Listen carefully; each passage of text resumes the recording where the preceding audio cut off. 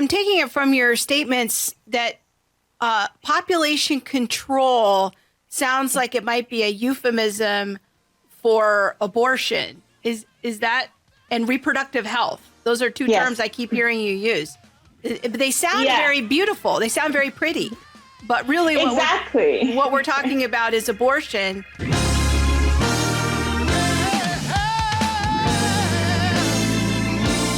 I think what disturbs me is that I feel like the Africans are being targeted.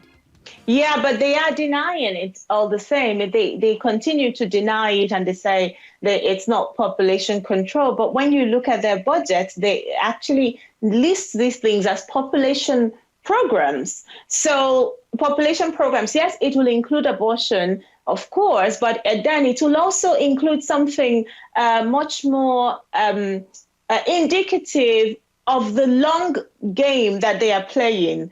They put in a lot of the resources for population programs into the so-called CSE, Comprehensive Sexuality Education, which has all to do with getting to the young children. So it is about bringing in this kind of re-education plan, getting into schools in the smallest villages in the most remote part of the world, teaching children these new terms that are like reproductive health, choice, and things, this, that, and the other, in places where they may not even have food and water. Nobody cares, but they're going in there, and they're going there to teach them about their sexual rights, telling them about, my body, my choice. I mean, the kind of things that we see sometimes when we go to remote places, villages. I have been to villages in Africa where we couldn't find passable roads. We couldn't find clean drinking water, but we found billboards, massive billboards of condoms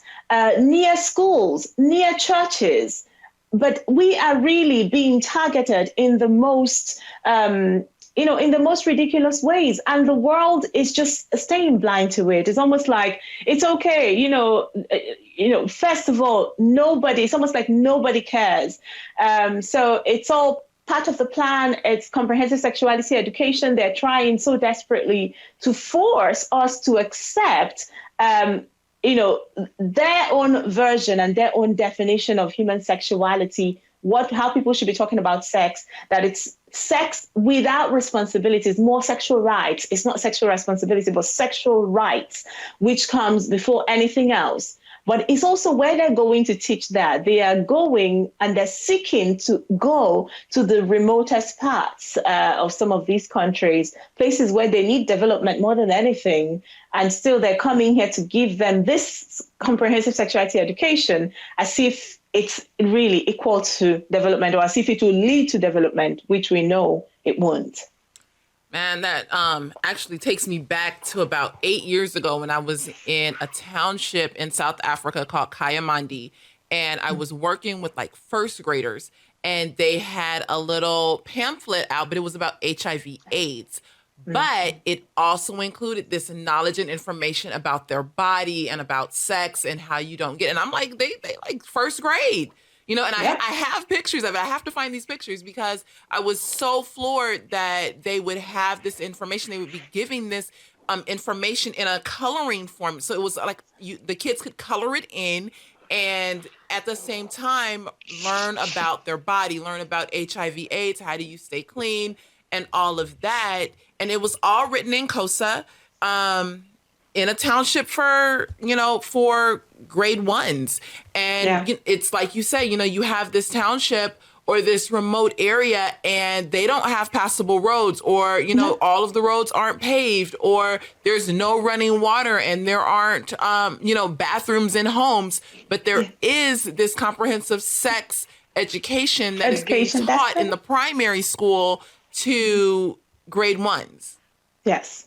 That's it. It shows you where these very wealthy organizations and very wealthy donors, where their heart truly is. They have everything in their world. They have everything in their homes and in their communities. But then you go into a slum, and the first thing you want to think about is, let's give the coloring books to these children about the naked human body, and these are like the tiniest babies, and the way they are being taught, and the way who's teaching them that, all of the things that you should really be afraid. In a lot of these communities, there's recorded high levels of sexual exploitation, and we do know it. People don't talk a lot about it, but we do know it, that it is mostly during these times when the so-called sex education is happening between some strange teachers and children. Mm-hmm. That's when these kind of sexual exploitations go on. Sexual abuse goes on in these schools through these projects, and these projects are being underwritten and being funded by Western entities, but they don't care, because they come in, they throw this money down, and they walk away. What you should be doing, or what they should have been so desperate about, should have been to be desperate that these children's level of education be improved. You want these children to get as much quality education as they can get, so that they can leave these communities.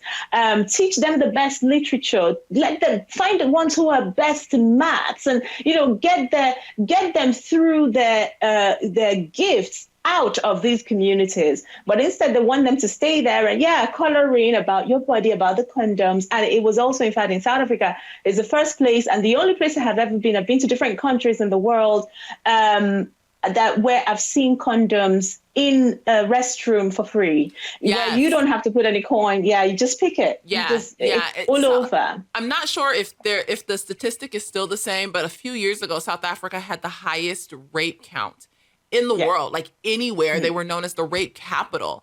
And so it's like you're saying, when we are more comfortable addressing, like, how do you stay safe, or, the whole idea of this comprehensive sex education, instead of talking about your education, talking about the fact that we have issues with rape, talking about all of these other issues, there's something extremely wrong. It is, it's horrific.